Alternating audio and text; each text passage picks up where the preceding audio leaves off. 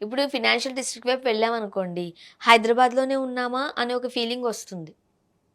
Real అండి. ఇప్పుడు అదంతా మనం ఏదో న్యూ జెర్సీ మనం లాగా, న్యూయార్క్ ఇప్పుడు లాగా ఉండింది. అమెరికా వద్దు, హైదరాబాద్ ముద్దు అని దాదాపు ఇప్పుడు ఈ ట్రంప్ గవర్నమెంట్ తర్వాత హ్మ్. చాలా వరకు ఇక్కడే వీసాలు రద్దవుతున్నాయి అని మనం ప్రజెంట్ సిచ్యువేషన్ చూస్తున్నాం. హ్మ్. కాబట్టి హైదరాబాద్ మీద ఫోకస్ అనేది పెరిగింది. రేపు రాబోయే రోజుల్లో హైదరాబాద్‌ను మరో న్యూయార్క్, మరో కొన్ని నగరాలతోటి కంపేర్ చేయక తప్పదు. ఓకే. మరి ఇప్పటికే అది కోట్లల్లో ధరలు పలుకుతున్నాయి.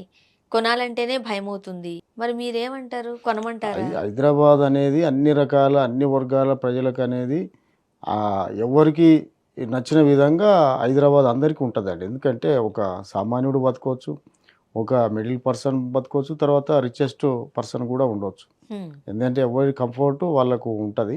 అది హైదరాబాద్ పరిస్థితి. ఇప్పుడు మనకు ఒక 4, 5 లక్షల గజం ఉన్న పరిస్థితులు ఉన్నాయి హైదరాబాద్‌లో. అదే 20,000కు గూడా మనకు ఉండడానికి రెసిడెన్షియల్ ల్యాండ్ దొరుకుతా ఉన్నది. కాబట్టి అందరికీ అందుబాటులో ఉండేది మంచి లివబుల్ సిటీ హైదరాబాద్.